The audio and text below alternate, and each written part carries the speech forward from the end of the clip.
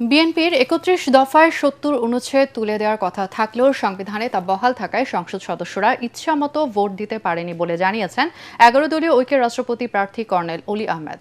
রাজধানীর মহাখালীতে নিজ বাসভবনে রাষ্ট্রপতি নির্বাচনের প্রতিক্রিয়ায় এই কথা বলেন তিনি। অলি আহমেদ বলেন, রাষ্ট্রপতি কাকে চান এই প্রশ্নে বিভিন্ন জরিপে জনগণ তাদের মতামত দিয়েছেন, যেখানে তাকে ৬৮% জনগণ ভোট দিয়েছে বলেও দাবি করেন তিনি। এ সময় তিনি বলেন, সুশাসন এবং জবাবদিহিতা নিশ্চিত করা না হলে দেশের মানুষ শান্তিতে বসবাস করতে পারবে না। মির্জা ফখরুল ইসলাম আলমগীরকে ১১ দলের পক্ষ থেকে শুভেচ্ছা জানিয়ে দেশবাসীকে সাথে নিয়ে সুষ্ঠুভাবে দেশ পরিচালনা করার আহ্বান জানান কর্নেল অলি।